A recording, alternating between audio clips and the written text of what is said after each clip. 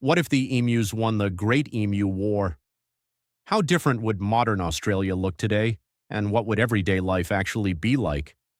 It sounds like something straight out of a comedy sketch, but this bizarre event was 100% real, and at one point the outcome was much closer to total embarrassment for the government than most people realize. In 1932, Western Australia was struggling. The Great Depression had crushed wheat prices, and a severe drought had hit hard. Thousands of ex-soldiers who had been given land grants after World War I were trying to farm in the wheat belt. Then came the emus. Up to 20,000 of the huge, flightless birds migrated into the farmlands, trampling crops and destroying fences. Farmers, many of them war veterans, were desperate. The birds were eating and ruining their wheat at a time when every harvest mattered. They petitioned the government for help. Defense Minister Sir George Pearce agreed to send in the military. 3 soldiers from the Royal Australian Artillery, armed with 2 Lewis machine guns, were deployed to the Campion district. What followed became known as the Great Emu War, one of the strangest military operations in history. The soldiers quickly discovered the emus were no easy target. The birds could run at speeds of up to 50 kilometers per hour, split into small groups to confuse attackers, and seemed almost bulletproof in practice. Guns jammed, emus scattered. After days of effort, only a handful were killed. Media coverage turned the operation into a national and international joke. Newspapers mocked the army for losing to birds. By early December 1932, the mission was called off. Official reports claimed around 986 emus killed, but even that number was heavily disputed and likely exaggerated. The emus had effectively won.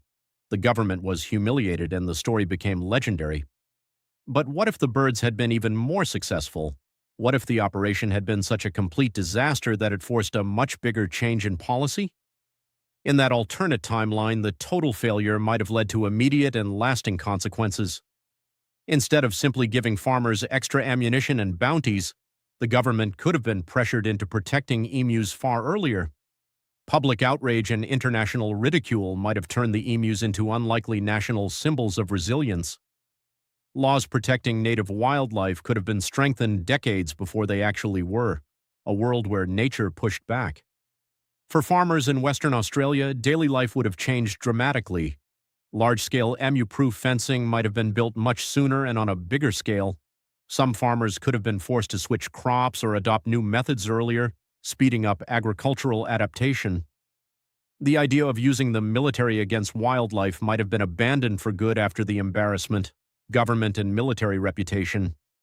The failure would have damaged trust in using soldiers for civilian problems.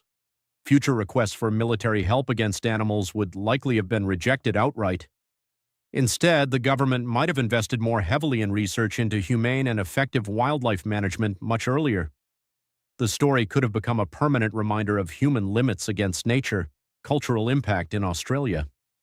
The Emu War would probably have entered national folklore even more strongly. Instead of just a funny historical footnote, it might have been taught in schools as an example of Australian humor and the toughness of the outback. Emus could have become even bigger cultural icons, appearing on more souvenirs, in more jokes, and possibly even influencing how Australia presents itself to the world. The birds might have been given special protected status or reserves created specifically because of the war they won. Surprisingly, the failure might have sped up certain developments. Better fencing technology and early warning systems for animal movements could have been prioritized.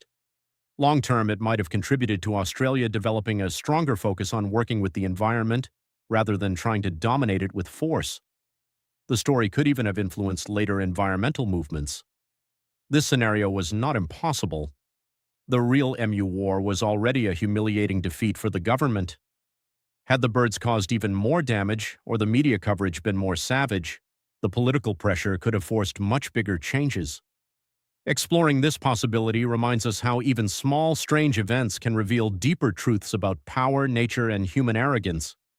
And as the world continues to face challenges with wildlife, climate, and the limits of technology, the lesson remains the same. Nature is never fully under our control.